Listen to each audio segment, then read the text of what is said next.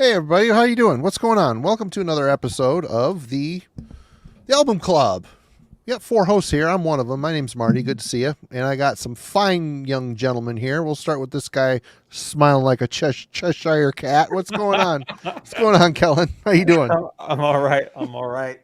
Um, yeah. What's going on with me? Well, I've had a pretty interesting week, but this is uh, a band that I love dearly. So when Jim picked it, I was super excited to talk about it, and I brought a couple. It's been difficult for me to just listen to this record, so I pulled a few of the old ones off the shelf from Ulcerate because it was kind of an interesting project to go through all the years. So this is A Fracture and Failure, their first one from 2007 when they were a 5-piece. And spun that one. Maybe their best known record. This is Destroyers of All from 2012, I believe. And then I got a bunch of stuff that it's been a big new record of 2024 week over here. So this is Chaos Aura. This is my through the whatever down the rabbit hole black metal pick of 2024. Small band out of Norway, but if the album artwork and logo doesn't give it away, for those who like the grim, raw kind of black metal, any Judas Iscariot fan out there, you may check this out. It's on a very small label, Alter Productions. And what else? Got here. That's for later. This is Flesh Press from Finland. This is my sludge record of 2024 that finally arrived this week. So if anyone's into this, is very much somewhere between, I guess, Kanot would be my reference point here. So if anyone's into that kind of stuff, Conate, you mean? Conate, yeah. I was about to say, Conate. Is that how you pronounce it? Yeah. Conate. Conate. And then I guess for all the dark death metal, or you're going to call this war metalish, this is Upon the Altar from Poland. So Ignovamus or some death metal of that style, that's your thing, check out this one. Like I said, big week over here. I talked about Trolldom last week, but this was the Secrets album that finally arrived from Amor Fati this past week. I need to check that. I've seen a lot of people talk about that one. And the other records I pulled are for Jim's question later, so I'm passing it off and let anyone else talk about it. Nice. All right. Logan, good to see you as well. How you doing? What's been going on? Hey, just, another work week getting through. Happy to make it to Wednesday, and I'm happy to take a break from work to crack open a heavy IPA from Parish Brewing, Ghost in the Machine. If you are a snob like me, this is a great beer that pairs well with an album as heavy and as complex as the one we're about to talk about. So that's kind of inspiration for that. But as far as what I've been listening to kind of start with a 2024 album, this was inspired by Jim's question. I won't give it away, but the latest Full of Hell album kind of fits what Jim was asking about, in my opinion. Coagulated Bliss, this thing has been really just a mainstay in my 2024 rotation. It's weird, it's abstract, but it also has just the right amount of their classic grindcore and more noise elements. So definitely different for the Full of Hell catalog, and I think that's why I have stuck with this one, unlike their last two full lengths. So this has been probably my favorite Full of Hell in a while.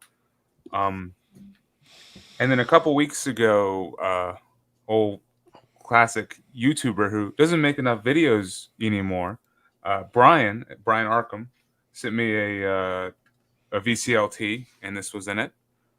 the debut Lockup album. I'm definitely a grind guy, so he knew I could probably like this, and this kind of pairs well with the recent announcement featuring Nick Barker, who's the drummer on this album, and countless other bands. But basically, he's stepping down from Dimmu Borgir, and instead of rejoining Lockup, he's resurrecting Old Man's Child, which I guess that's fine. That's all good. But he, could have gone with this one. This is a great, interesting supergroup right here. We also got Peter Takren and Thomas from At the Gates on vocals. No, this is Peter. This is the debut. Peter's actually on vocals on here. Oh, right on. Yeah, Thomas comes in. Hate Breeds Suffering is the album he comes in on later. Okay. So this is Peter, but then we still got Shane from Napalm Death. And then the guy from Terrorizer, what's his name? Jesse Pintado. Pintado, yeah. Yep. So been enjoying this debut. And then, I hope I'm making a name for myself as the cheap bastard of YouTube. Shopping around on Amazon for the Metal Minds deals. If you guys know of that label, Metal Mind Productions, Amazon has a bunch of their stuff for $5. I found this one.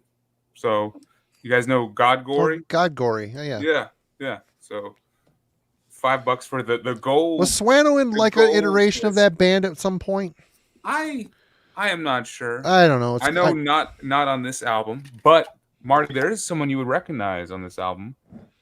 There is a separate member here who does what they classify as let me see what they call it. The reciter. A guy named Frederick Olson is the reciter on this album, and he actually is on the second Lost Horizon album. As he's the I don't know the name of that he goes by on that album. It's impressive, whatever it is. Crazy, yeah. He's like the abstract Illuminator protagonist, or something. Yeah, something like that. But all he does is recite like poetry on this. This is a weird combination between like Tiamat, Wild Honey, and maybe like At the Gates, I'd say, and In Flames for like Just a Race era. And then finally, this is kind of the palate cleanse for Ulcerate. I don't know if you guys are fans of Dinosaur Jr. at all, but this has been probably my most listened to album of the summer, actually. I dig Dinosaur Jr. This album is awesome. Bug is the title. I think this is their third release.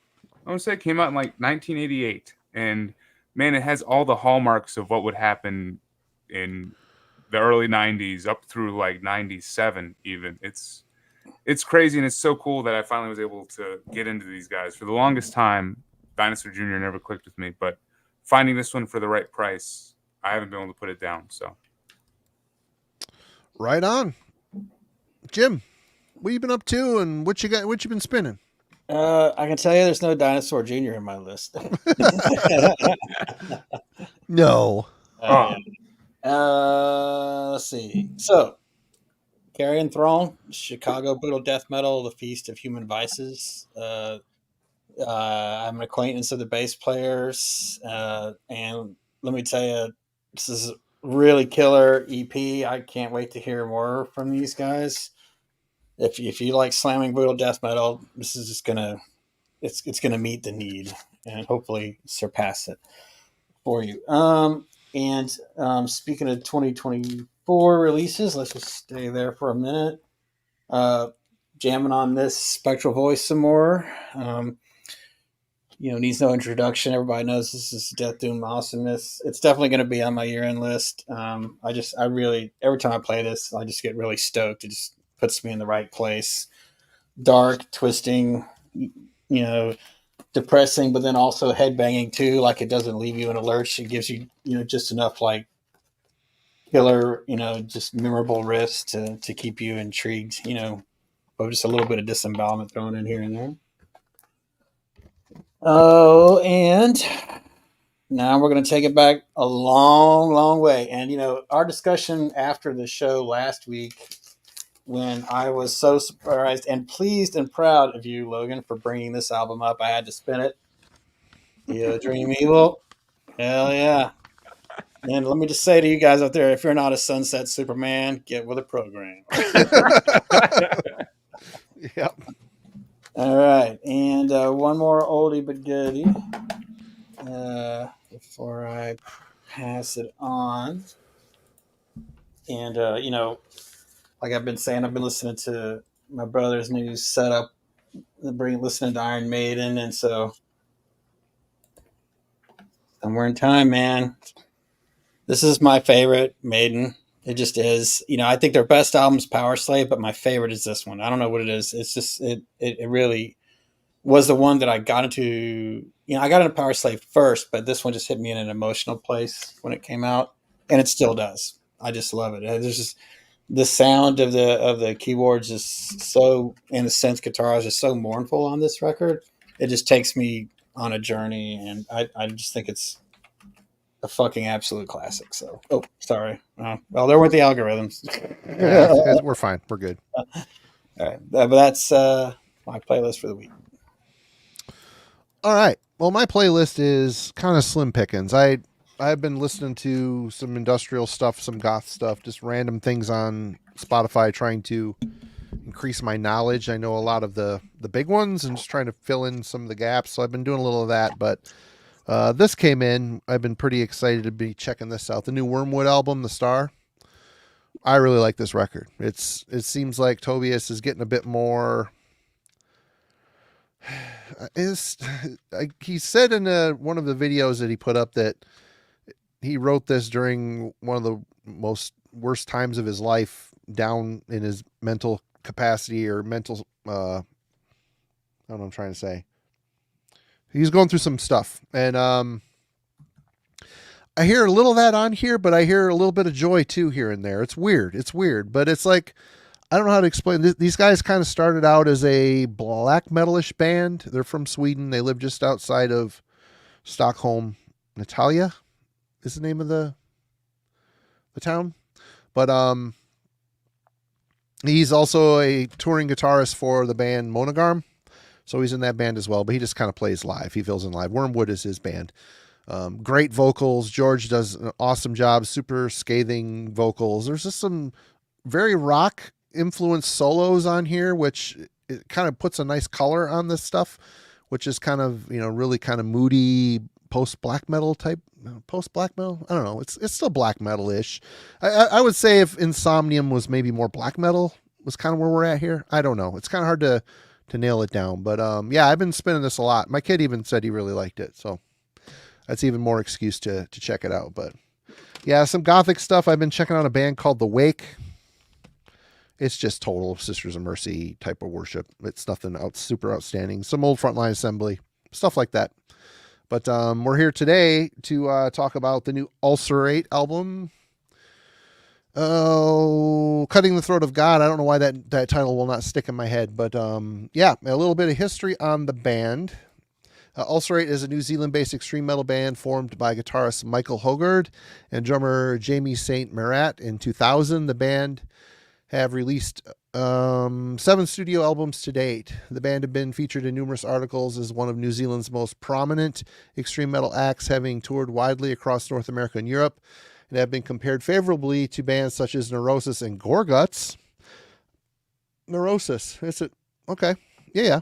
The band's sound has been described as nauseating, disorienting, and gleefully disharmonic, and is characterized by extremely technical death metal with extensive use of dissonance, time signature changes, and complex song structures. And that leads us to first impressions. Kellen, we'll start with you.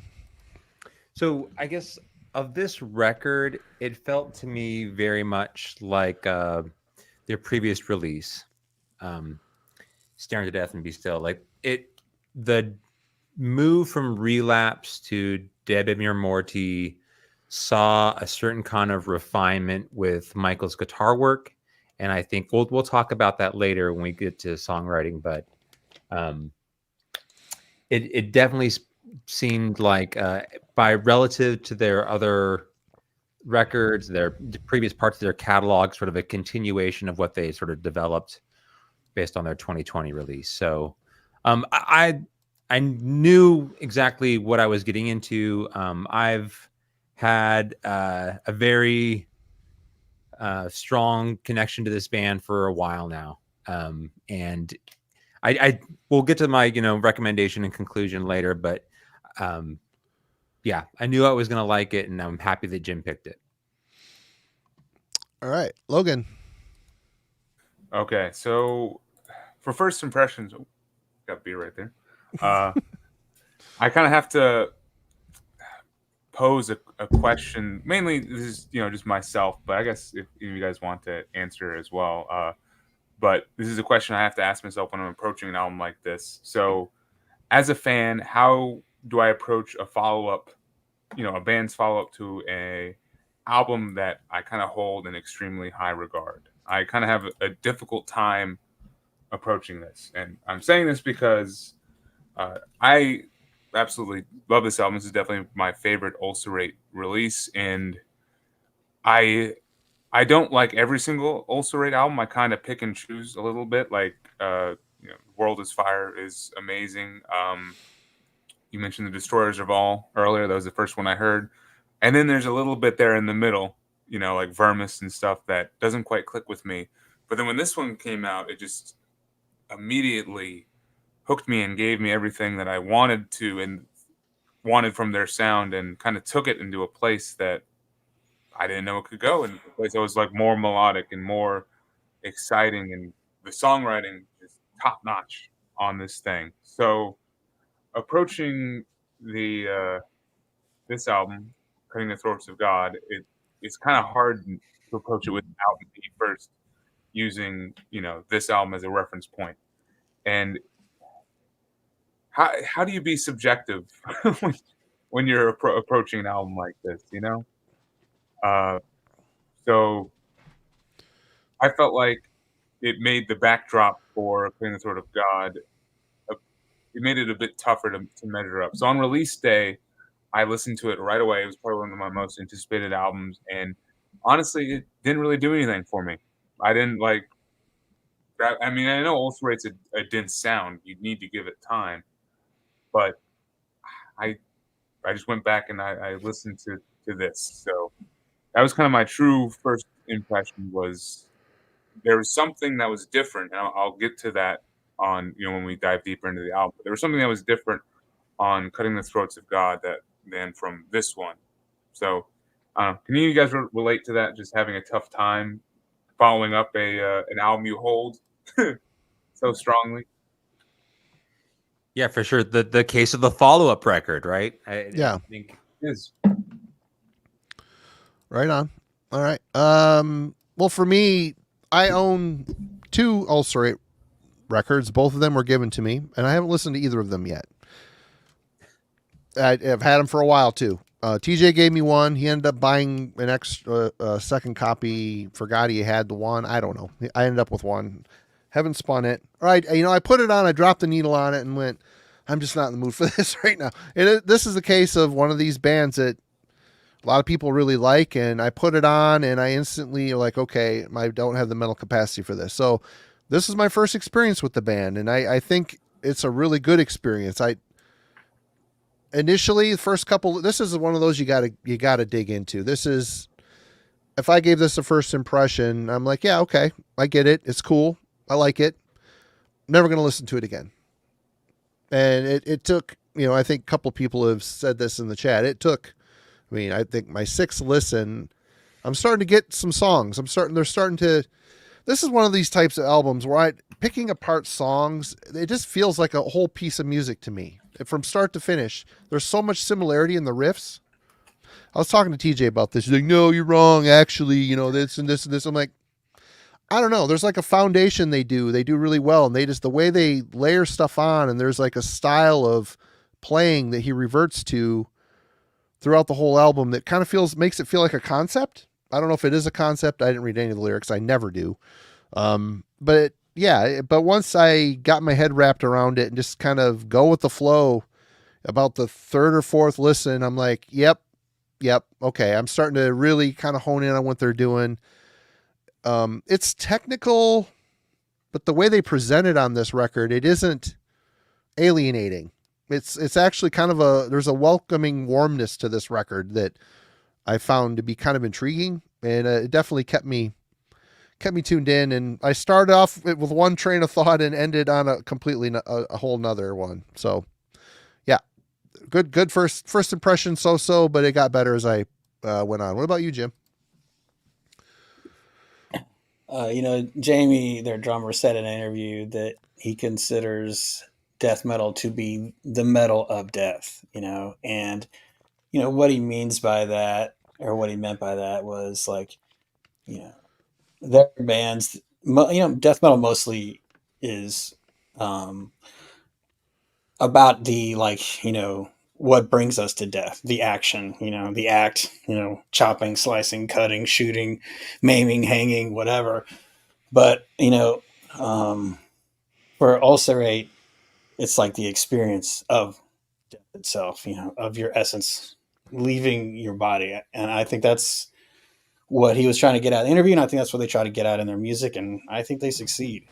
I haven't listened to Ulcerate since Destroyers of All. I do love Destroyers of All, but I found myself in the intervening years like not returning to it much. And I did return to it, but not much, because for me it was a a harsh listen, with the dissonance and stuff, but also so different and so intriguing and kind of nightmarish that would lead me back in. But I felt like not nightmarish in the same way like how Portal was suffocating. Like these guys were a different kind of inward sort of nightmare, and which is to me even more terrifying.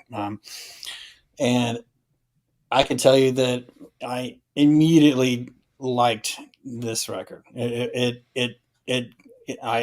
just listened to it all the way through. I was like, okay, this is really good, man. It caught me from the start to the finish. And I didn't know, I didn't know about their turn to a more melodic bent on the previous album. So I didn't know what to expect. I was just excited. I was like, hey, new Ulcerate. I like the title. So I'm going to give this, I'm going to give this one a spin. I'm stoked to hear it. And kind of expected more like Destroyers of All. And what I got was, it's not Ulcerate, but with their embrace of melodicism in the last two albums, I think that they have become what they've maximized, in my opinion, what they could have become. And so, yeah, I loved this from the start, and I had an experience with it, and that I will share at the end of the show. But yeah, I think this is not just a good album. I think it's a great one, and for me, it's one of the most moving listens I've had experience of in a while. So. Right on. You have a question for us? Yeah, the question is, most bands naturally decline in quality as their career lingers on, their latter era output losing attention with fans as their cycle reaches its end. An embrace of calmer tones and melodicism often accompany this decline. Yet there are a few bands, like Ulcerate, who have later in their careers chosen to embrace harmony and, in doing so, transcended what they created before to unlock their most emotional and effective music ever.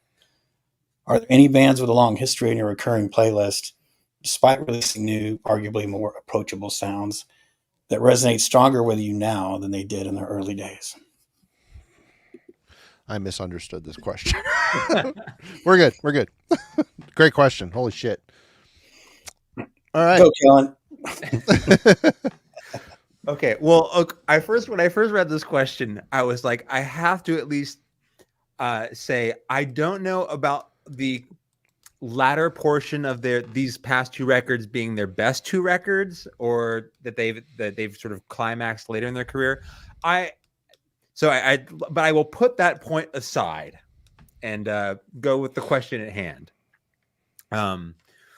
So immediately there's kind of two examples that I think of bands that have created greater sort of melody, and that potentially have more approachable records, but also maybe more intricate records, less aggressive records. And the difficult part to the question, though, was like, how long does this catalog have to be? Because the longer it goes, they tend to really get bad after like 2 decades, you know? So I had to cut off at some point. And then, you know, one band is active, the other is now no longer active, is split up. So the one band that started as a kind of really dark and raw black metal project that became far more unique with time. Whether you want to, I don't know if it was more approachable, but it definitely was more unique later in their career. This is the Constellatory Practice by Eihwaz.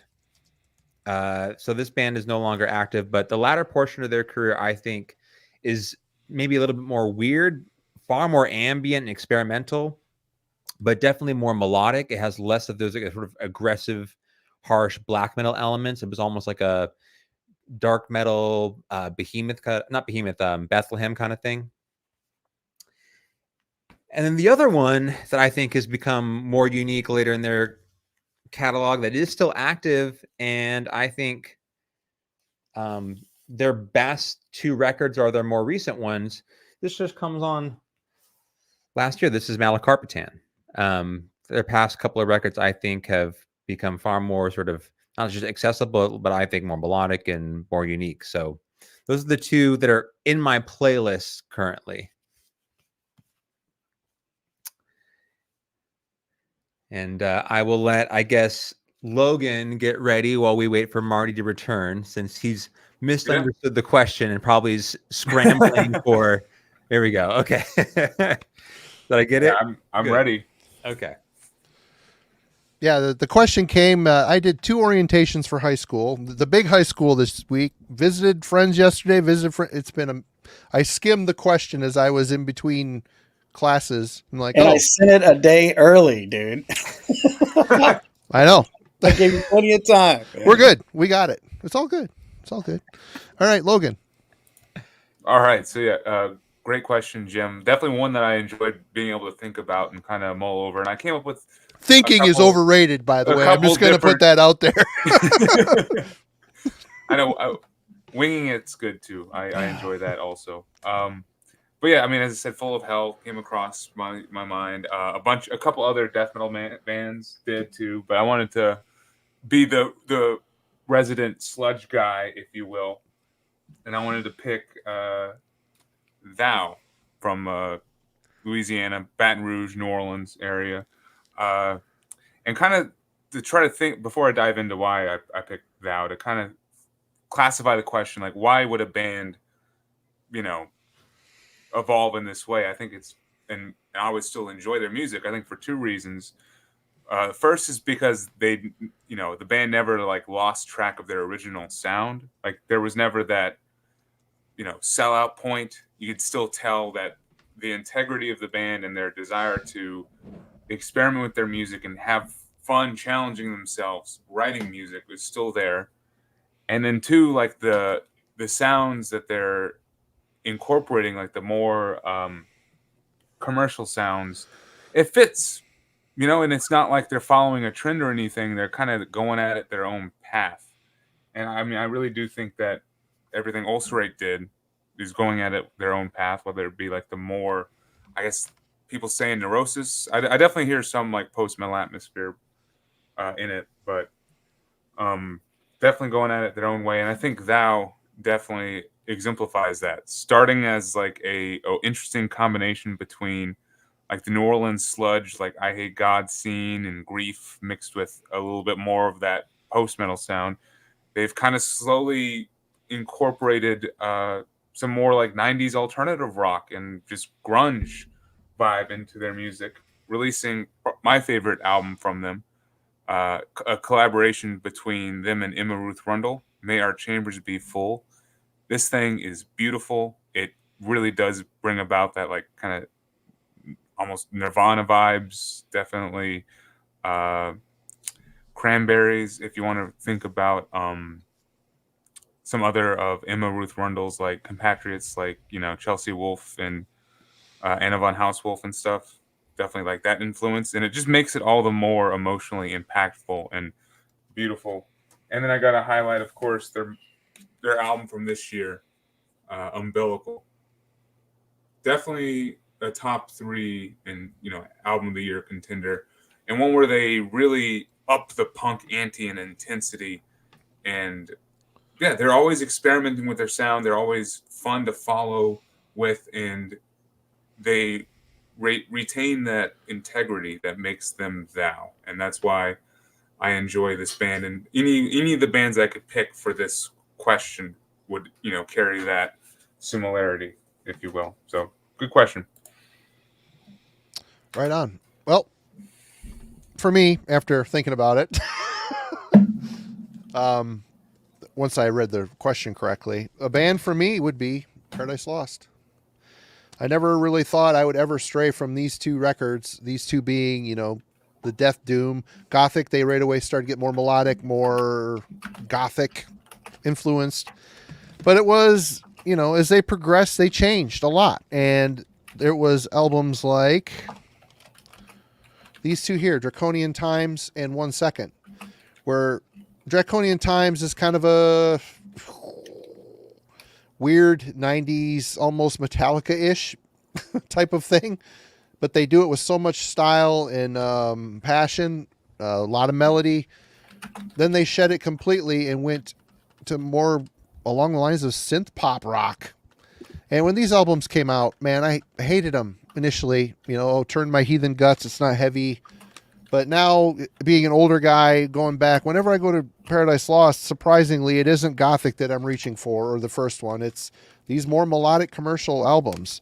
And even when the band started circling back around and getting heavy again, Nick started growling again. Tragic Idol, Plague Within.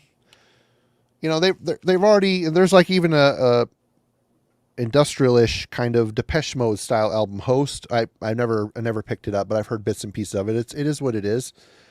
But even when they went back to the heavier side, they still retained elements of that melody. And I think all the surprises that they dropped on their fans, they're very dedicated fans, that you have to be.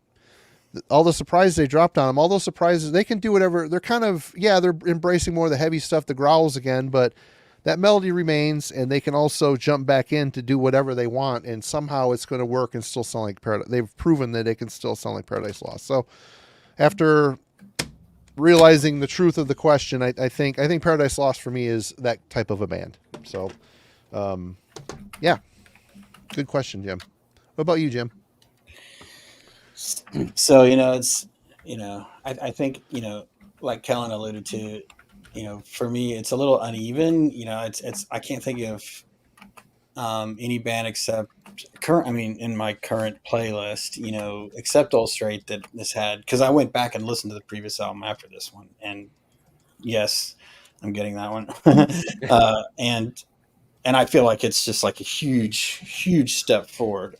But other bands who I feel like have like kind of resurged in the latter half of their career, and I went running and looking for Atonement, and I can't find it. That's why I didn't know if we were going to show the records. I thought we were just going to talk about them. So, but anyway, Immolation's Atonement, I think, was awesome. This is Acts of God along the same lines. I think Immolation, these last 2 records, even though I think Atonement's better than Acts of God, this is still great. They just have resurged, man. I mean, the riffs, I've just taken a huge step, and with a crazy, awesome drumming, and just it's in a way, it's like always been Immolation, but it's somehow they're just really perfecting their sound, and they're just taking it up a notch. And this is a band that like every album is good. They're just one of the very few bands that I like everything they've got. But to see them like surge forward, and I mean, I'm just amazed. Like, where does it come from? Such a long career, and they just continue to bring it. So that Atonement was a special. I mean, you and I heard it on the same. We were in that same ride. Yeah. Marty and I, it was. Yeah. We did the Decibel Beer Metal Fest. He had a Bind Rune set up, and we listened to it on the way back, and they were played that night. And I tried to. I didn't get to. They sold out of the vinyl, so all I could get was the CD.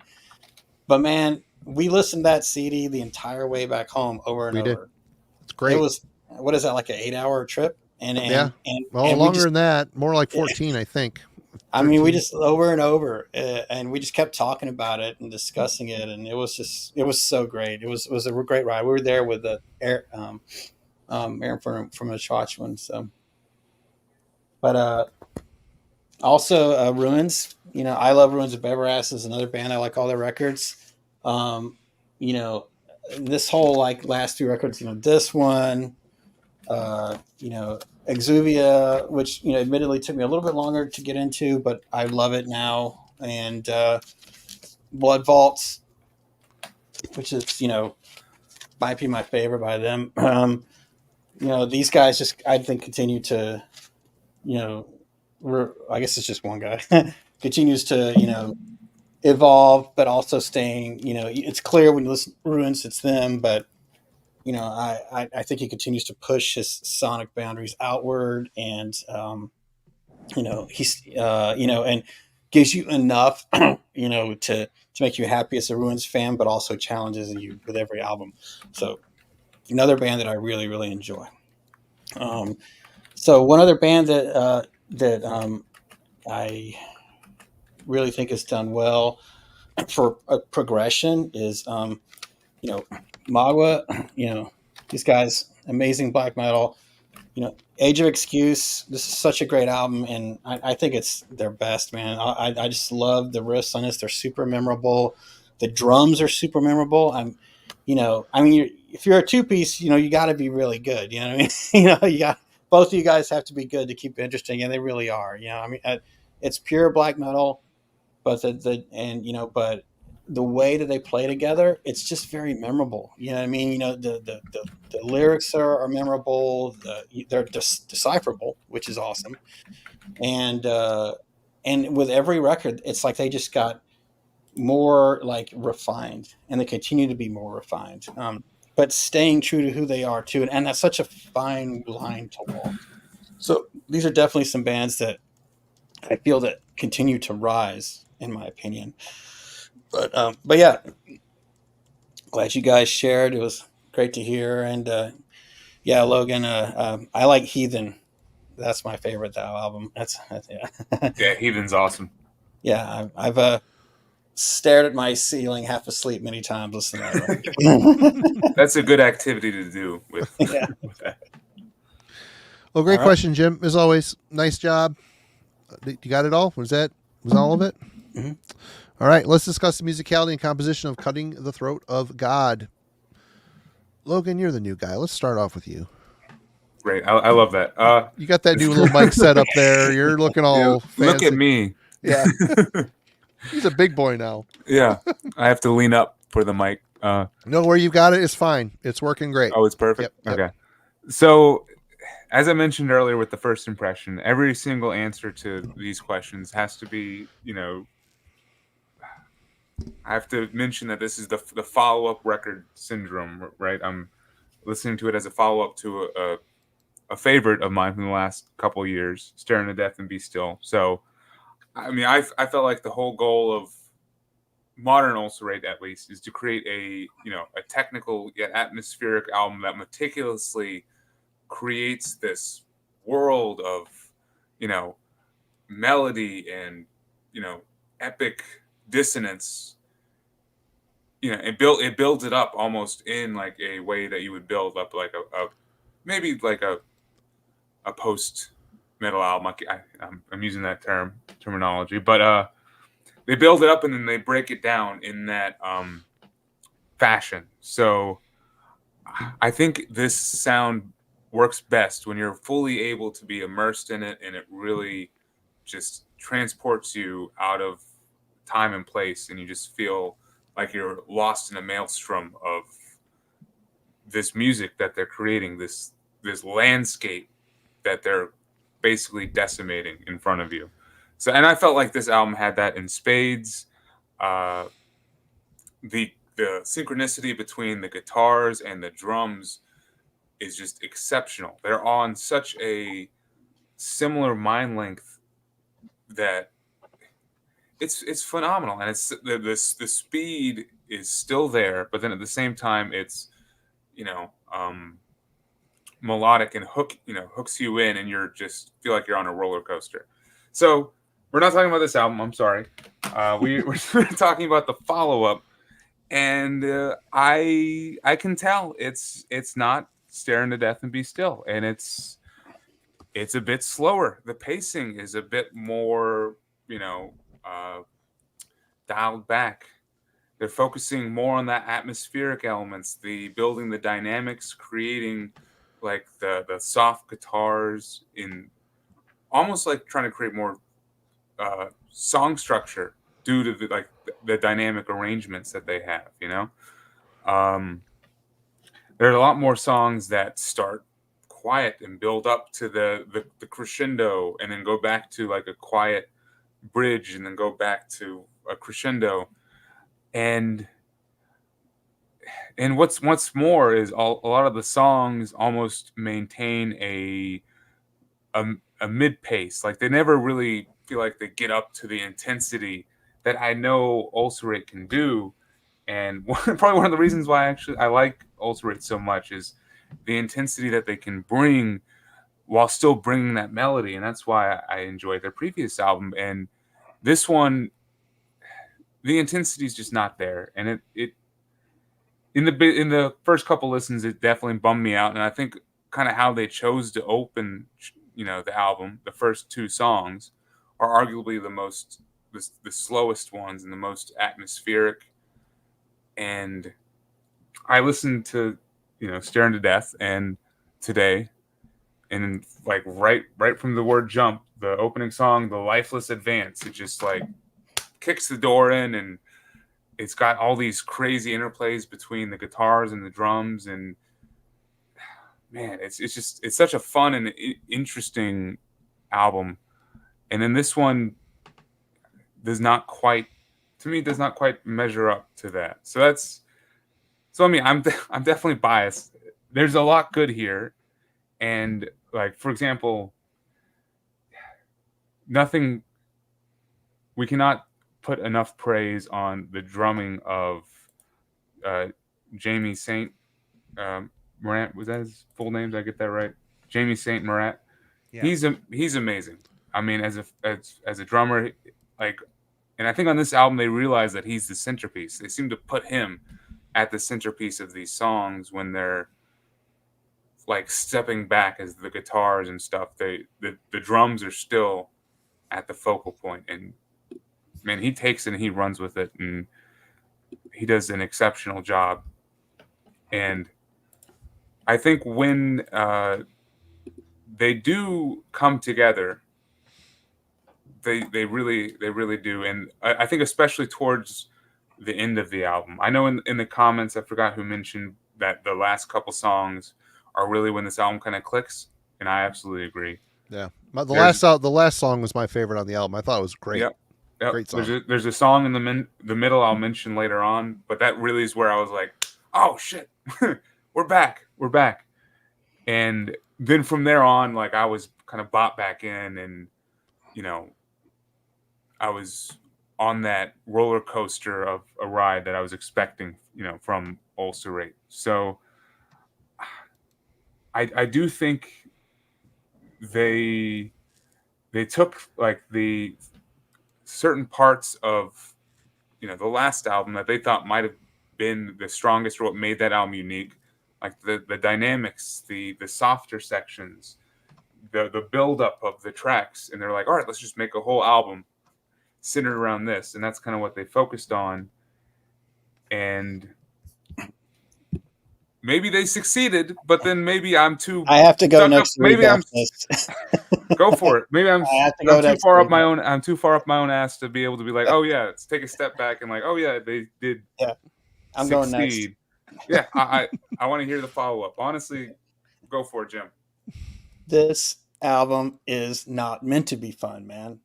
This album is not meant to be, hey man, let's just throw down air guitar and like woo. Yeah, like tits out at the fire, headbanging. That ain't happening. This album is not meant to be high energy Ulcerate. This album is supposed to give you the experience of dying, and to experience like not being able to escape the thoughts that consume your own mind at 2 a.m. I just, I couldn't disagree more. uh, um, in terms of this album, not being as powerful. I went back and listened to that other record, and I do like it, and I do want to buy it. But there it has this, kind of a muddled energy to it that makes it feel to me like they were almost there, but not quite. That they had a vision of blackness that they were trying to push forward, with like these like little rooted red strains of melodicism that they just weren't quite there yet. And on this album, it all came together. Everything clicked, the melodies, the counter melodies, the dissonance, the layering of the distorted bass, hovering in the background, the way that the vocals sit behind the guitars and not on top of them. So they just like add to like what's going on. There is, a real powerful and unique and personal energy coming through this that's not meant to entertain, but it's meant to have you ponder and sit and look inward and not be smiling for 1 second of the whole record. And, I'm not always in a mood to hear something like that, but when I heard this record, I was in the mood, and it shook me to my core in a way that nothing they've ever done before has, and maybe never will again. But I to me, like, it's a, listening to both records back to back, because I'm new to both. Like, it's just, this one's on another level. It took that previous album as a stepping stone and then jumped off of a cliff and took flight. So I just had to do a little bit of rebuttal there. Yeah. No, that's fair. So, but yeah, musicality and composition, since it's already on me, getting back to that, yeah, this album is pure genius. What these guys have managed to do, just,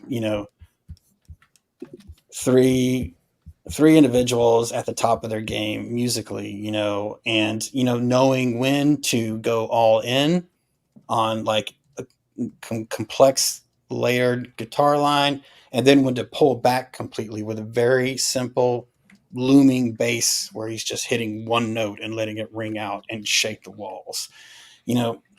A drummer that can do blasting over these like super complicated, like, chord progressions and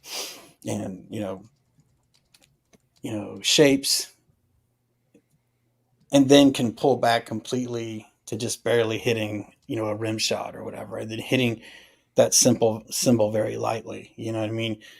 This is like the definitive, like, metal music of movement. You know what I mean? There's push and there's pull, and, there's, crescendo, and there's like, everything coming away from that, bringing you down and everything in between.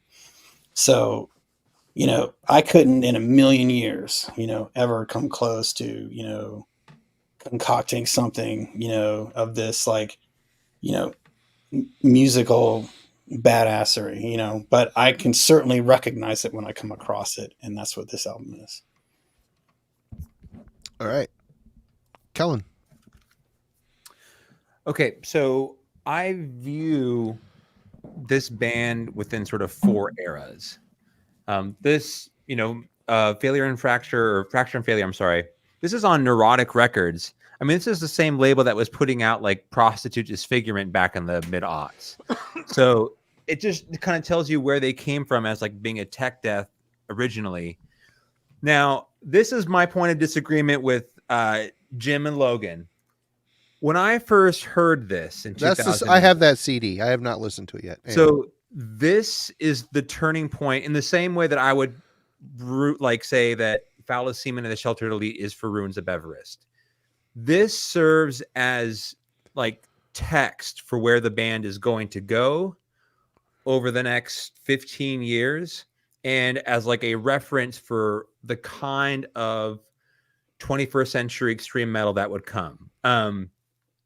So for me, I like the Willow Tip era of this band, I think was revolutionary. And I kind of view it as their like years of discovery, like when they discovered their sound. I have a sentimental attachment to it. So in the same way that, Jim and Logan have talked about their relationship with the past, with this record or the new record and the one prior, I feel that way about sort of the Willow Tip era for the band. The Relapse era is like the next two records after Destroyers of All are much more like an exploration. They're trying to grow their sound, but they don't know the limits of it, and don't know exactly how to explore it. Once they get to Debris Morty, I think what happens is Michael as a guitarist starts to refine his sound. He has the way he tracks. Him and Jamie are the principal songwriters, and Michael seems to have like one riff in mind, but he tracks it. It's interesting to listen to it on a stereo. It's like coming from two different voices. They're like communicating, like interlocking points that come together. So it's like half of a guitar phrase is then completed by it's him, but just played from a different place on the mix. So it sounds like there's two guitarists here, but it's just one mind sort of splintering off how a riff sounds, which makes it sound complex. But I think ultimately they're not super technical riffing. It's just the arrangement that makes it sound interesting and dissonant that gets thrown around often. It's that kind of like multiple pieces that sort of call and response back and forth to one another, and they all kind of cycle. To your point, like Logan, I'm not necessarily wrong in the sense I get, yes, there's not a fun record. There's not a fun band. It never was a fun band. If you want fun, go listen to Bolt Thrower. This is not a fun band. You go listen to that band. This is not a Silver Vortex, sweaty tits by the fire kind of band. This is a different kind of band. And well said. And like even to Jim's point, like I physically don't react to their songs like a way I would traditionally a death metal band. They're kind of these slow sort of revolutions that happen before they get through an entire phrase. I could very much agree. Jamie's ability, I think there's a lot of different reasons that an extreme metal drummer can be talented. His ability to navigate space, I think, is where his talent shines the most. Is that he can't rely on a sense of velocity or direction constantly. So he has to sort of swing. There's like a pendulum nature to their songwriting style. And how he gets from one phrase to the next is really interesting and makes his extreme metal drumming style totally unique. He's a talent of a generation. I really think when you talk about this band and his contribution to it, he will be remembered as one of the best drummers to come out of the 21st century, in the same way that this band should be talked about. The last point I want to mention here is he's also responsible for the album artwork. And there's I always listen to this band and we talk about musicality and composition that feels like a material world in transition. They go from this like ambient space, right? Very thin, sort of clean guitars, not a lot happening in the drumming section, very little noise in general. And then when the riffs come back in, they seem to sort of slowly sort of undulate in. We get some death metal points and then they come back out.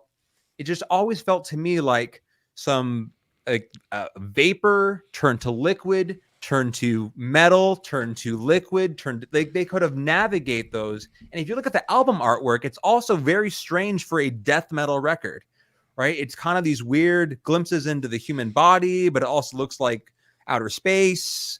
It just, material world sort of in transition, like To Stare in Death and Be Still. It sounds like two little ink blots that are pouring into one another. Like, I don't know what that is on the album cover.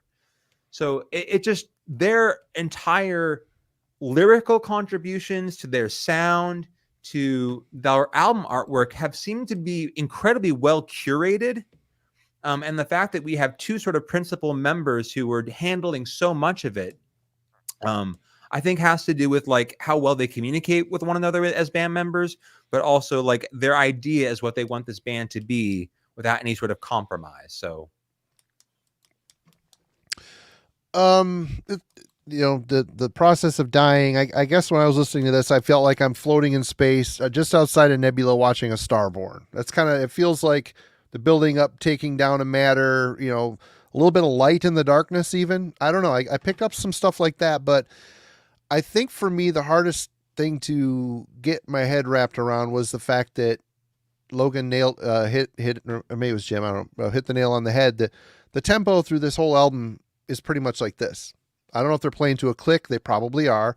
Jamie is alternating, he throws in blasts and some technical stuff all within that tempo.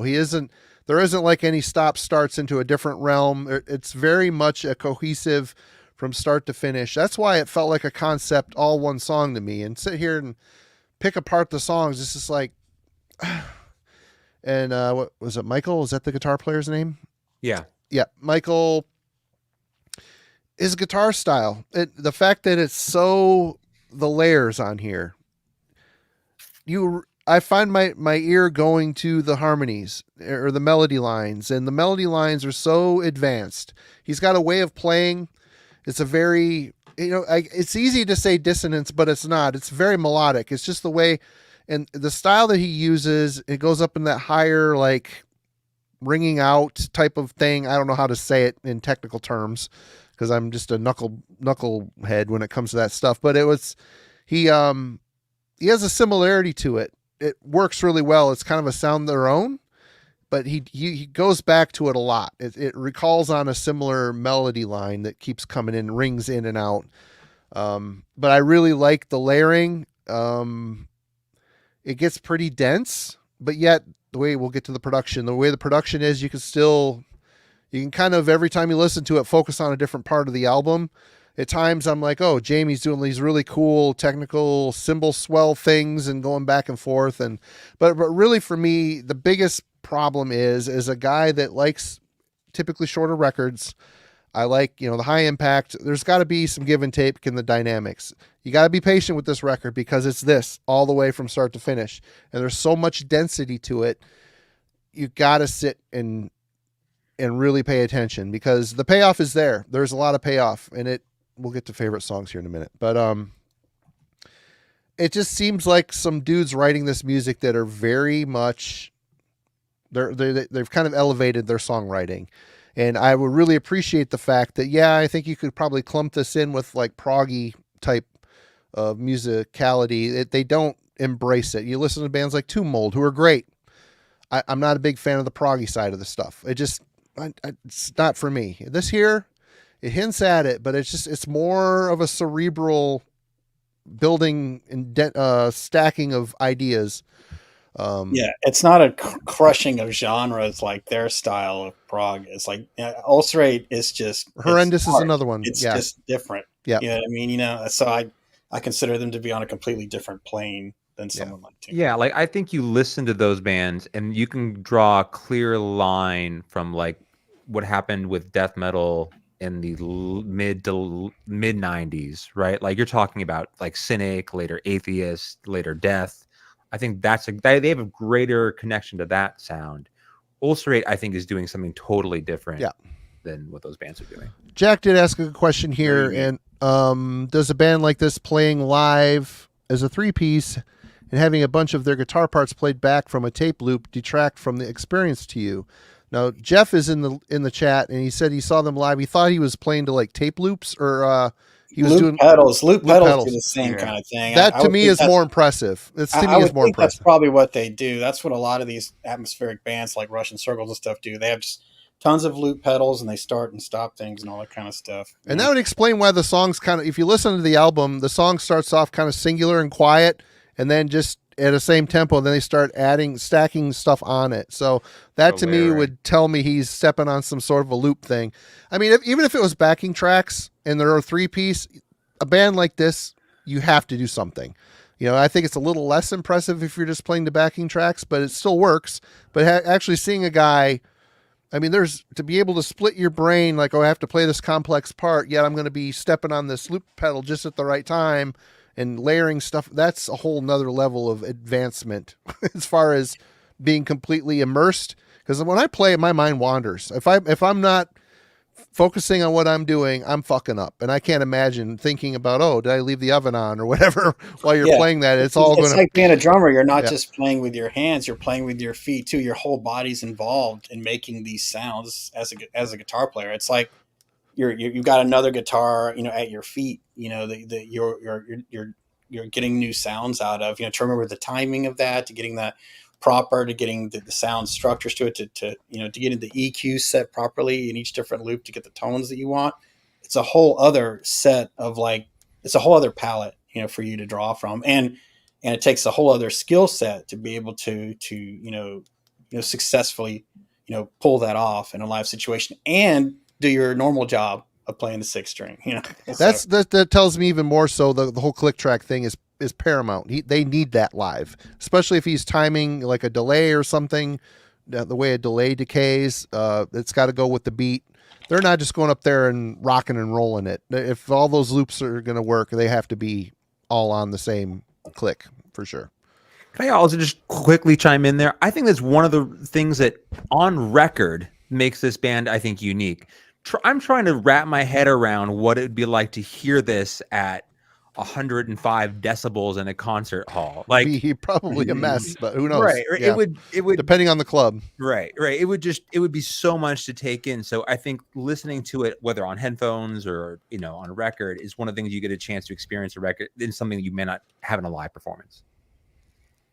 Do you have anything you want to chime in there, Logan? Before we honestly, I've never seen him live, but I think the fact that it's just one guy using loop pedals is all the more impressive than if it was a four-person. I mean, because I think, as we all mentioned, they're building riffs, and you're just one person building off of yourself. I mean, that's a lot of coordination, and then you're doing it in such an intense live fashion where you got this drummer doing all kinds of crazy stuff. I feel like that would require an impressive amount of focus to be able to play that every night. And it seems like once you're into the song, there's no going back. So it makes me hearing how this works now, it makes me understand the album a bit more and respect it a bit more, because I mean, either you start turning stuff off with your feet, or basically each song, it can only get, you know, come to a climatic end, you know, unless you're, I don't know. It seems like layering stuff on is going to be a hell of a lot more of an impact than, I mean, which parts are you going to turn off on the board? You know, I don't know. I think it's cool. And that it explains to me a lot of how this album hit me initially. All right. Good questions. Good thoughts there. Let's talk about the production, Logan. All right. Let's see. Not trying to stoke the ire of anyone. But that was my one outburst, Logan. I'll keep it. We'll see, I guess. But Jamie is definitely, you know, the star of this production. I think the star of the show, and you know, I feel like they try to put him. The production tries to put him at the forefront, and for this album, to me it's the focus. Whenever I listen to it, his performance is the focus, and I feel like that is a conscious choice in the production, and especially in some of the songs that are slower, that start off quieter, that do the build.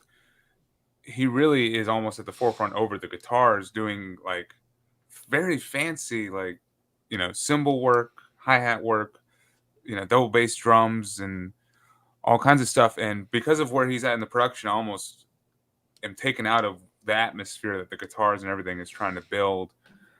And I wouldn't mind if the guitars were just put up just a little bit extra in those quieter, more dissonant oriented moments that are trying to build dynamics, you know.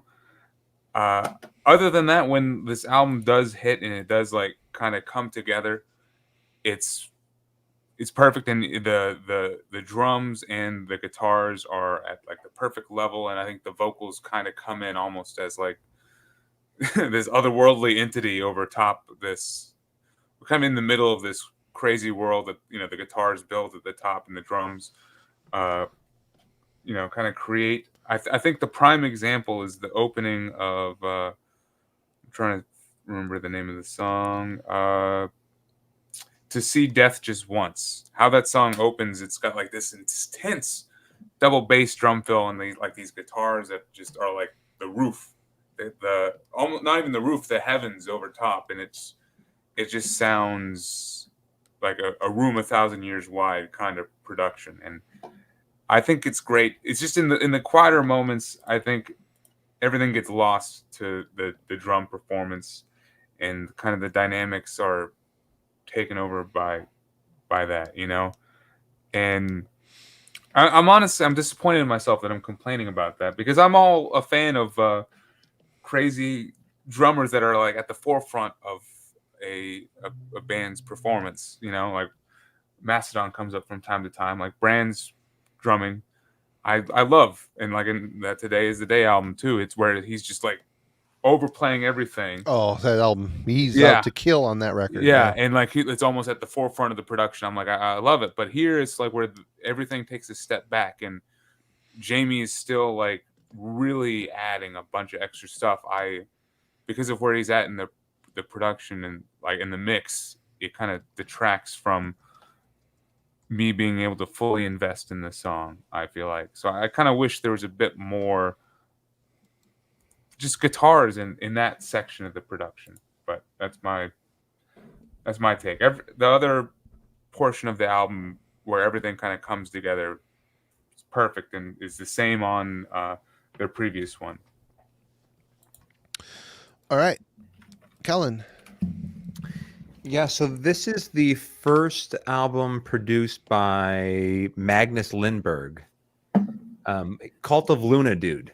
So, I mean, if that gives you I just, whatever you want to call that band, I think he is positioned very differently than you would get from a traditional sort of death metal, mix and mastering. Anyway, I think the parts of this album that sound spacious and open and ambient, I think they did a great job capturing that kind of the way like a clean guitar can sort of trail and fade. I actually don't have a problem with the guitar mix here. It's so busy, and his voicing is so much further up on the neck that the melodic choices, to me, I think they ring clear on this record. I don't feel they lack presence at all. So if anything, the vocals and the bass kind of sit right smack in the middle of this mix. And to some degree, I don't want to say if they're like smothered as much as everything else relative to them seems so busy at times. I don't think they get as much visibility in the mix. The vocals definitely sit deeper in their sound. They don't sit out in front of the mix. It definitely aids in terms of the overall darkness and texture going on. So I listened to this band, and I'm primarily gathering a lot of drum work and a lot of guitar work, and the rest of it kind of seems sort of centered, not a distraction and not underserved necessarily, but just not the major highlight of the mix. Probably the greatest success or personality trait that I think they achieved bringing a producer who manages records that are more spacious and ambient is I do like the size or scale of this record. It feels large, it feels big.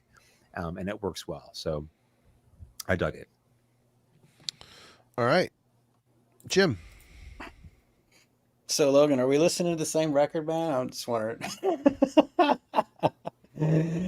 I think the drums actually sit back a little bit. I think the guitars are way out front, at least on the systems that I've listened to it on. I think for me, it's all about what the guitars are doing. You know what I mean? And the drums are there to kind of, and actually really everything is there to kind of support that sort of like sonic journey to the guitars and the chords. Like I hesitate to even use the word riff because it seems weird applying that term to what Mike does, given that they're so strange. I mean, every once in a while you'll hear like a palm mute, like a or you'll hear him do like a tremolo pick, but like bend it like a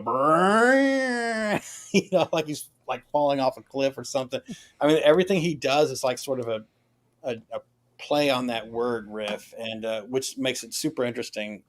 But he repeats what he's doing enough where there is song structure to it. You do recognize it, like it isn't just like he's playing it, just like winging it off the top of his head. There is like composition behind it. And for me, when I'm listening to it, like it definitely sounds like that is up front, then followed by the drums, and then the bass. And to your point, Kellen, I do think the bass and the vocals share the same space. You know what I mean?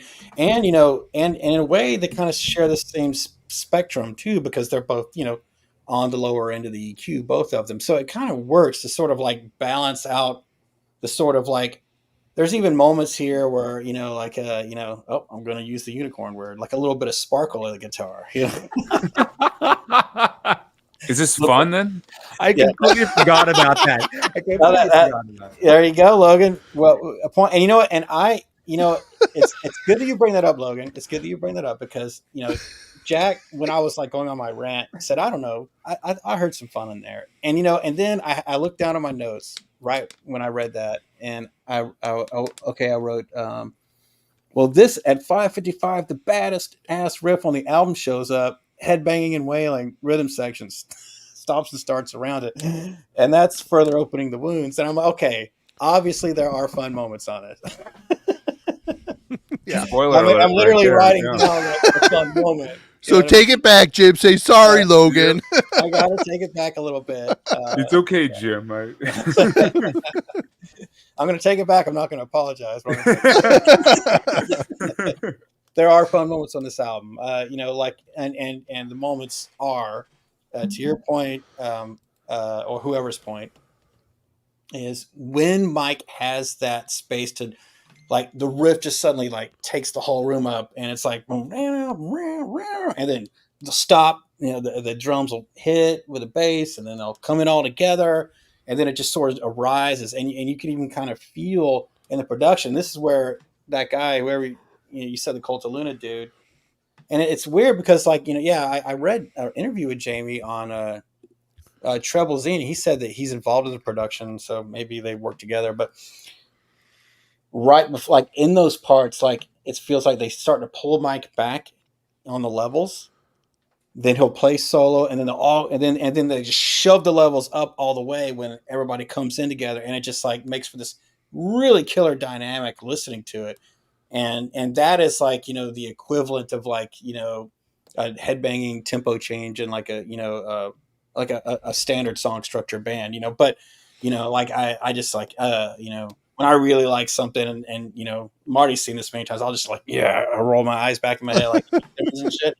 And I had those moments listening to this record, like when I can't even mimic what Mike does, but like, like that kind of shit. I was just like, and so there were fun moments, and those were my moments. And it was great to experience that because in all of this sort of like maelstrom of sound that they created and this place that they kind of took me to, like psychologically, I love to be snapped back with riffs like that that reminded me like, yeah, man, they're still metal, dude. They're still death metal because that's in there.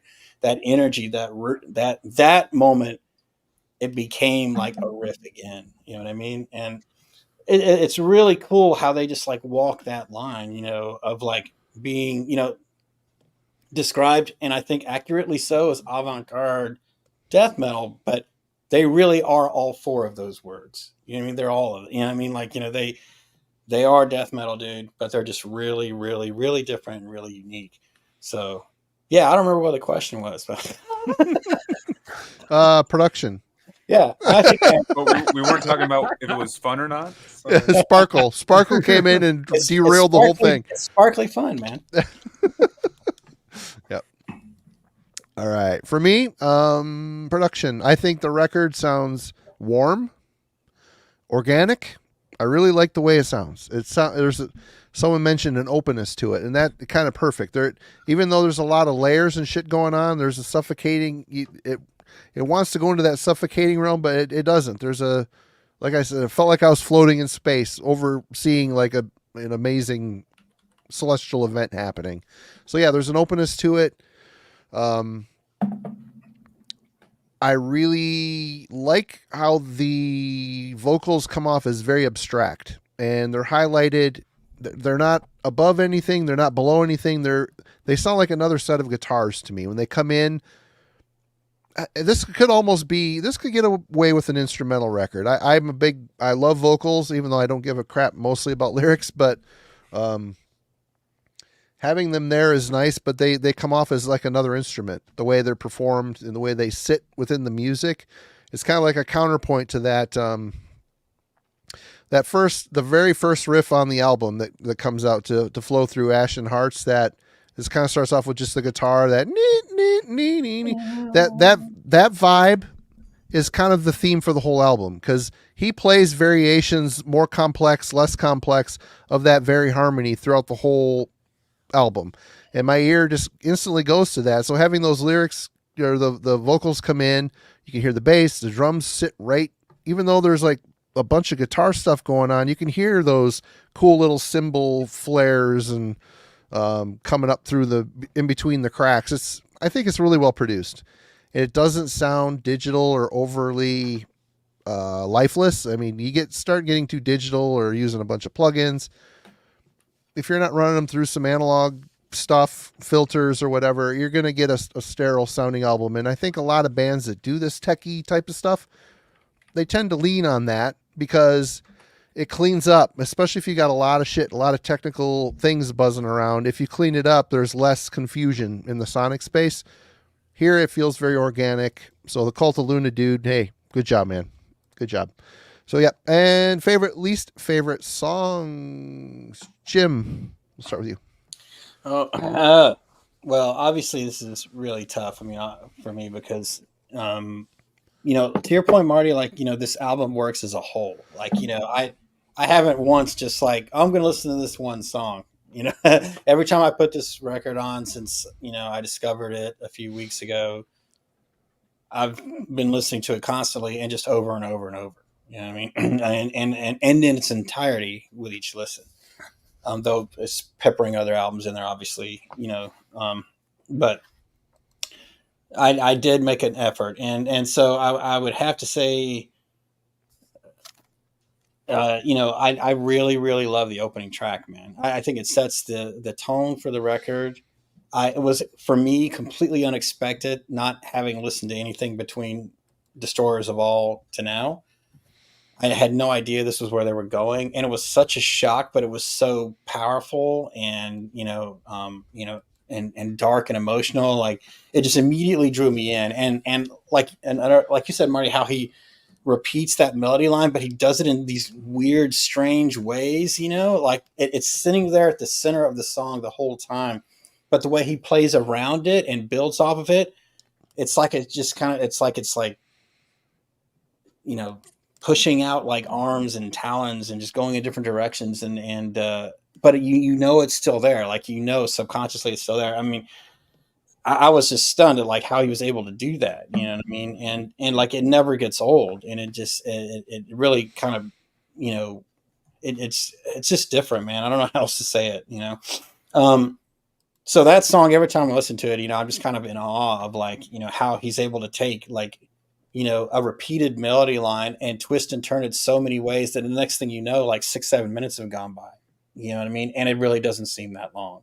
And that takes absolute talent and skill to do. I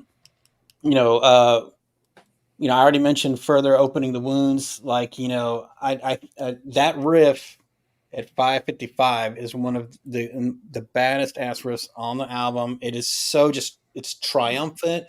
And just like, turning your head to the sky in rage, just total invisible oranges, man. Just like, you're just, I feel every time I listen to that song, it's like, dude, I hope I'm not driving because I'm like, I got to get my hands off the steering wheel. It just really does that for me. It's such a great riff, man.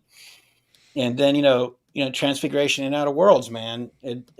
Another God-sized riff about 5 minutes in. I don't know what it is. Like they get 5 minutes into the song, and then they're like, "Wake up! Here we got something for you." And there's this in the middle of the album. Like each song has that moment. And I got to give props to See Death Just Once just for the title, dude.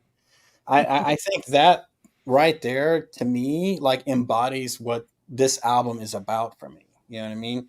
Like it's like staring into, not the eyes of death, but like the whole fucking spirit of what death is, the whole embodiment of what death is. Like that's what listening to Ulcerate is for me. And at song, like when I read that song title, I was like, they know what, like, this is intentional. You know what I mean? This vibe they're giving off, like, it's not an accident. You know what I mean? They are really trying to like look deep enough within themselves and like, what's this going to feel like, when, what I know about myself inside this meat bag is gone. You know what I mean? And I just think that's amazing, man. So, and then top it off. And this is really strange, man. This is really cool. But because I wrote down the times, and further opening the wounds, it's 5:55 when that riff shows up. And to See Death Just Once, I wrote hair raising riff and underlined it. It's at 5:55.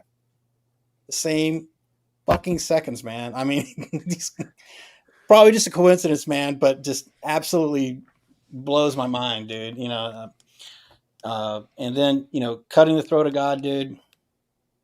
Perfect closer, man. It is. And what a line, it's I'm not even gonna say it, man. I've said enough. Yeah, this album's great. All right, Logan. All right, so it's I guess kind of just to go through it because I do agree this album it works best when you do consider it as a full piece, especially when you're breaking it down song by song because I do think it flows and to me it just opened up in not a way I was expecting with the flow through Ashen Heart. I mean, after this stream, I'm definitely going to be revisiting this with a different look and a different focus on how I'm listening to this album. But don't think about fun. Whatever you do, I know it's no fun for you. It's not about that. It's about seeing death. It's about, but which I love. I love that. I love that in music where you can envision that the cold hand of something beyond human grasp. But yeah, to flow through Ashen Heart is kind of as a slow melodic start and kind of not where I was expecting it to go. And it kind of does pick up towards the end, but it's just the pacing and Marty, something that you mentioned, it just stays like that. And then it stays like that through track 2 also, which is The Dawn is Hollow. I mean, still, it gets a bit more melodic, but then it stays at that same pacing. And it's not really until track 3, which, Jim, I absolutely agree. This is it. This is the fucking song. This is the point that I've come to love Ulcerate for. This is the track. It builds you up. It creates this whole world around you. The riff is just being assembled in front of you, and it is like a movement. And I just love the song title, further opening the wounds, like this pulling. And that's kind of how the song feels like with the riff. It feels like the riff is pulling itself apart. And then throughout the whole song, it's doing that. And then it finally just all comes together at 5 minutes and 55 seconds. And the whole world is just like, just enshrined by like epic apocalyptic fire. And then the rest of the song is built around tearing it down and destroying it and bringing it back to dust, if you will. And that's Ulcerate, and that's what I love. That's a 10 out of 10 song. That's phenomenal. Well said. I agree with everything you just said. We're not that far apart, I don't think. It's just it makes it more fun when there's a little bit of a debate, man. Oh, hell yeah. Absolutely. I agree. Yeah, if we all liked everything, it gets kind of gross, actually. No one would watch. Yeah. We wouldn't even want to do it anymore. Yeah. Let me guess, you like it too? Yep, okay. Next Yep. one. But no, then the rest of the album, I think, definitely carries from the momentum. There's definitely key moments in every song from here on out where I'm like hooked in. They around the second half, that third quarter of the song, they bring in that piece that just builds it up and breaks it down. And I think the songs that do this the best are track 5, "To See Death Just Once." Also, great title. I agree. I love their song titles. That's a great one. And as I said, I love how it opens, because it just opens like just dropping in on you with this intense double bass. And as I said, the world building guitar is over top, and it feels massive, and then it captures it. And then the closing song, I think, is a great cinematic closer, and how they build the melody at the very end, and bring it back around to all come together. It feels climactic, and it feels like they're closing the door on a very thematic experience. So there are definitely amazing tracks on this album, and points that I will revisit for sure. So those 3 songs I mentioned are definitely the highlights. Well, I think it can be said, Logan, that even if it's an Ulcerate album that you don't like as much, an Ulcerate album that you don't like as much is still better than most bands' best record. So, Absolutely. Yeah. All right. Well, for me, I got to say, my favorite song is the last song, "Cutting the Throat of God." I think there is a handful of riffs on there, one in particular that doesn't have that melody line, that like burping of notes that like higher up on the neck type of thing going on. It's like a kind of a simplistic, heavy, but really a riff with a lot of movement to it. It like at that, after so much music in front of it, to get a song that actually has a couple riffs that you can isolate and glom onto, and there's not a bunch of stuff layered on top of it, and say, "Oh, there's my air guitar. There it is." There's a lot more spaciousness. They didn't layer on a ton of stuff on this song. They kept it simple but very heavy, very heavy. It goes out swinging, and I thought that track left a very good impact to close the album on. To Flow Through Ashen Hearts, I mean, that does size up the album very well, because you're getting variations of that song throughout the whole track list. It just feels like they built upon that foundation. And so there was one track in the middle. I said, "Oh, I got to remember this one to talk about," because I didn't take any notes this time, because there's just so much similarity to it. There was one song in the middle. I thought it was the Wound one, but it might have been. I thought it was Further Opening the Wounds, but it might have been Transfiguration, In and Out of Worlds. There was a couple transitions in it. They were still maintaining the tempo change, but it felt a little bit more forced, and they lost some of the layers, and there was a couple transitions. I'm like, huh. My ear perked up and said, that seems a little out of characteristic for what this album is doing, but it's just kind of a brief happened a couple times, but it didn't detract from the song or the album. It made me realize that there was one where the transitions just weren't like an evolution. It was just like, oh, here's a little herky-jerky thing here that happened that, kind of snaps you out of the trance a little bit. But having said that, it's still a good song. It's a great album. Kellen, what do you think? Track favorite, least favorite? So I wrote down timestamps as well for this. So there's a part of Opening the Wounds around 120 into that song. Jamie does like just a weird little beat juggle. It's like he does something with the kicks and then completely jumps around between like the hi-hat and snares and ride. It's just weird. It doesn't last very long, but it's just every single time I hear it, the way he juggles that, I'm like, that's some funky death metal going on right there.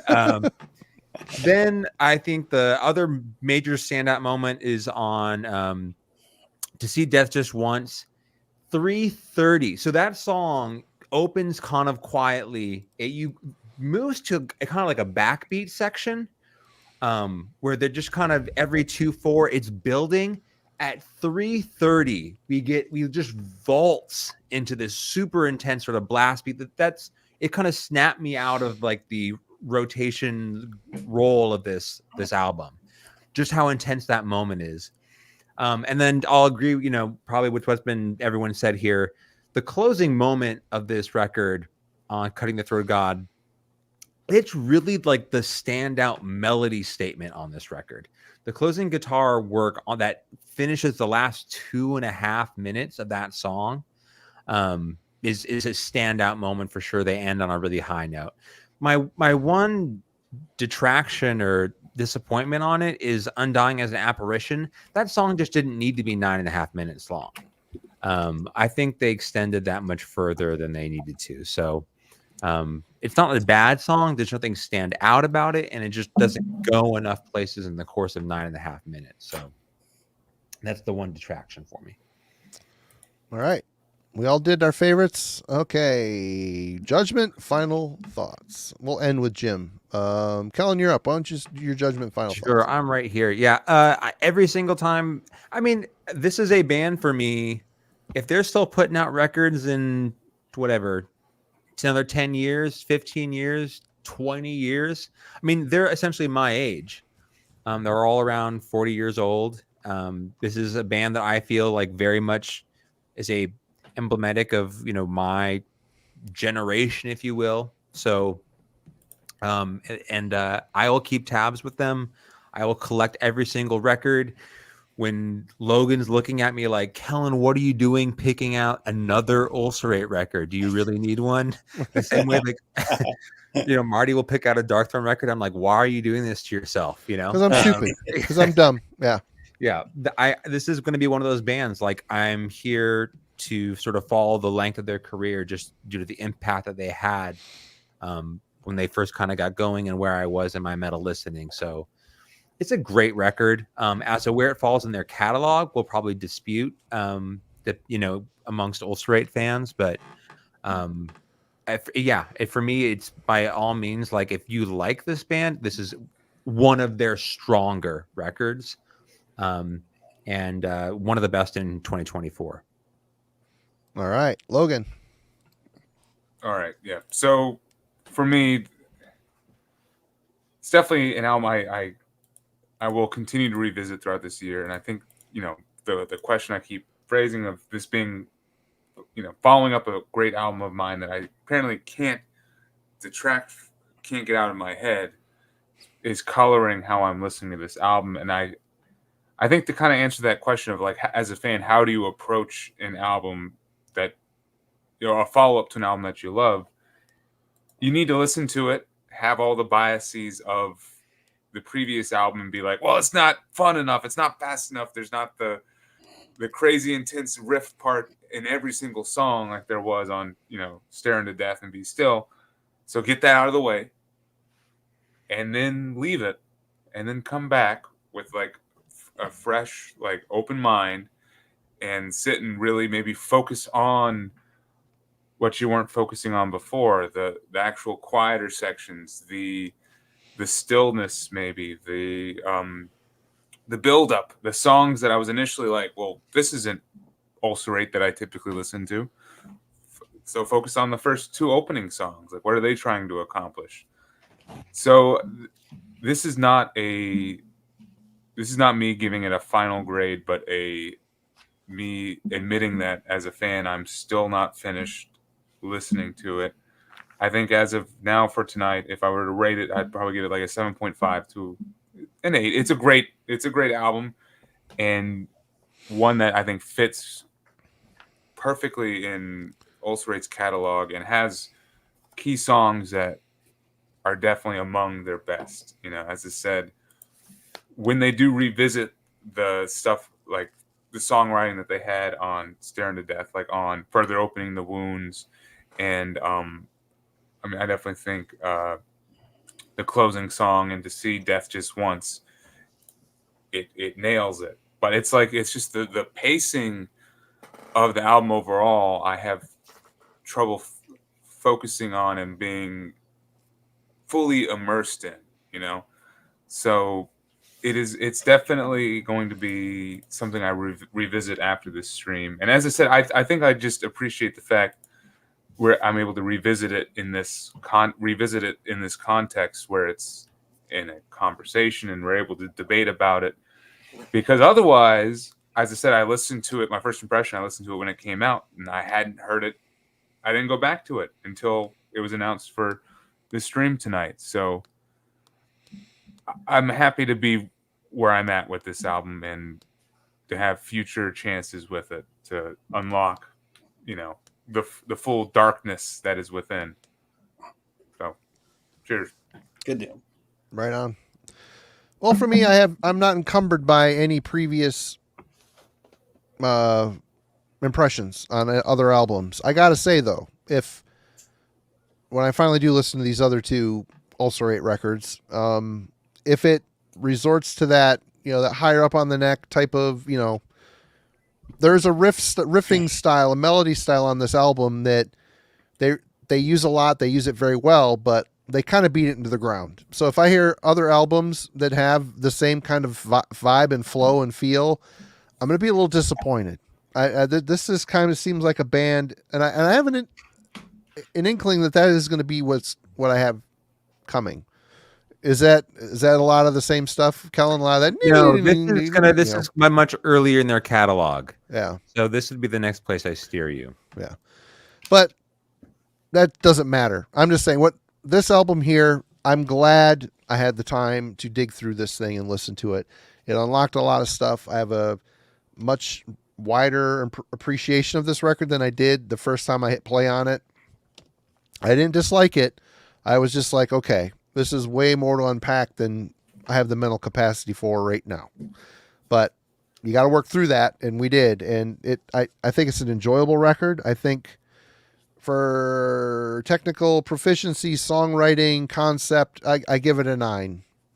If I had to rate how often I'm going to be like, I feel like listening to Ulcerate right now. Woohoo! That's a 7. That's a 7 for me. It's not going to jump off the shelf into my hands a bunch, but when I do, it's going to be like, it's going to be one of those, aha, okay, this is it's definitely in a realm of death metal that is super impressive and endlessly awe-inspiring, but not always on my playlist. But having said that, 9, we'll go with a 9. Jim, your thoughts? Awesome. Well said. And I had to turn the lights down a little bit because I needed to get back into my vibe for my final thoughts. You have a smoke machine and yeah, no doubt. Like a hood. Yeah. Oh, I need a hood for sure. So I have this weird thing that I chalk up to getting older, and every Friday, no matter where I am, no matter what I do, when I wake up at 3 a.m. every Friday, and usually I can't go back to sleep. I'm usually thinking about, should I go to bed right now? Right at 3 a.m. Anyway, go ahead. Yeah. And I usually can't go back to sleep till like 5 or 6, if I go back to sleep at all. I don't know what it is, but it happens to me every Friday. And so, the day before, I'd listened to this album all the way through. I actually messaged Cal and I told him, I was like, man, this thing is freaking amazing. I really love this record. So I woke up at 3, and what always happens to me is it's immediately like anxiety and thoughts about, everything that sucks that's going on in my life, just swirling around in my mind, Yep. And that's what happens. As soon as I wake up, my mind just dive bombs right into this like horrible place, Yep. that it's like this suffocating, like windswept darkness, of the mind, and usually I just kind of just like suffer through it, or just like, doom scroll or something. But in this case, I was like, well, I'm going to listen to the Ulcerate, and so I put that record on, and it just slowly but surely, like, through my headphones, like I felt just like the winds start to subside, I felt like the tendrils of my own brain just kind of like letting go a little bit. And And I realized that, not only are these guys, you know, the sound of death, you know what I mean? The sound of like, your soul, like leaving, this world behind, but that it's also the sound of my anxiety, and my own neurosis, and it like met me at that place at 3 a.m, like no other album has, and left me like cathartic at the end of it. Like I felt like it left me, like all like it just cleared the clouds. And the only reason it did was because it was able to meet me there in this really, really, really super dark place that I find myself in every Friday night for some fucking reason at 3 a.m. It met me there and said, "Hey, we know what it's like. We know what it would sound like if it was music. And when you're done listening to this, it's going to be gone." And at the end of that, I went back to sleep. And for that reason, this is a 10 out of 10 for me, and probably my album of the year. Right on. It would have been really weird if that hit at 5:55 in the morning. You'd be like, "Whoa, bro!" Yeah. Yeah, right on, man. Damn. Okay, well, with that, good pick, Jim. Seriously, it was cool to put a sonic voice to an album that everybody's been showing in the VC, praising in the VC, and it's cool we covered it, and I never would have picked it, so very cool. And a new record for 2024. I think it's like our first new record that we've actually covered. So, well, we've done new dark. Well, yeah, for this year for sure. Yeah. Well, I'm gonna pick. I figured it's my pick this week. So Twilight Force. No, I'm not doing that. I'm not doing. Well, I'm doing a formal power metal, but not the power metal you all think. But okay, I figured there's a thrash album that's been on my list since this started. I'm not picking that just yet because we just came out of a complex record. So I'm going with Omen's Warning of Danger. Yeah. This album is a gem in the American scene, 100%. And this guy right here, J.D. Kimball, rest in peace, is a gem of a singer in the American scene. What a gem. So, yep. So, everybody, we're listening to Warning of Danger from Omen, their second full-length album. I was struggling between this or Cursed, so I picked this one. This is the one you want. Yeah. So, there's that. Show notes. Okay. Darcy's coming back on Friday. We're doing the second installment. We did this compilation thing with Dwayne a while ago, Iron Maiden. It's kind of like a keep or reap situation. Except we're doing it this week with Judas Priest and Darcy. Basically, we each have the task of picking 80 minutes of Judas Priest music. We make a playlist. That's the only Judas Priest music we'll be able to listen to for the rest of our lives. That's, the concept. So go through it, how many bazillions of years they've been together and pick only 80 minutes. And, yeah. Talk about it. Why'd you pick that? It was fun. It was fun. And at the end of it, I'm going to make a Spotify playlist for each of our lists and put them up and have you all vote on which ones, all that interaction stuff. So that's happening. There is a Trelldom review coming. I've just been absolutely swamped with running around this past week. Friday. I'm assuming Friday is going to be the morning that's going up. Ben did a review for Trelldom. So, and I want to know what's going on in Killing for Company world. Video is recorded. I will have a new one out for you this weekend. Just going through the editing process right now. So that's on its way. Awesome. Logan? Not doing the High on Fire stream this weekend. It's going to be in September sometime. I'm busy. Yep. But we're doing a Saturday Slay Crew on Dreadful Rick's channel. It's going to be like light beers in the dog days of summer. So cool. Nice. Join in. Yeah. Fun. Yep. Everybody go check out the Dreadful Minutes. Rick is in the chat here. He's around here. A wonderful gentleman. A fun channel for sure. The Saturday Slay Crew always is killing it on Saturday nights. And Jim, what do you got going on? What's going on other than 3 a.m. on Friday? You're going to be Staring at the ceiling. Yeah, I'll probably be there and listening to Ulcerate. I actually did get a demo in that I liked. It was from a Norwegian black metal, one man black metal band. And then I emailed it back and didn't hear back from him. I was like, so I don't know what's going on. I've been having trouble with my Eihwaz email, Marty. I wonder if I should just try to email him back from my Gmail account. But anyway, I'm hoping that I can connect with that musician because it would mean a release in 2024. So we'll see what happens. Right on. Cool. Well, that's it, everybody in the chat. You rule, the best chat in the VC. Thank you for hanging out with us. And of course, these fine gentlemen are always so much fun and great to have a conversation with. So cheers, everybody. We'll be back next week with Omen, and we will see you later. Bye. Hails.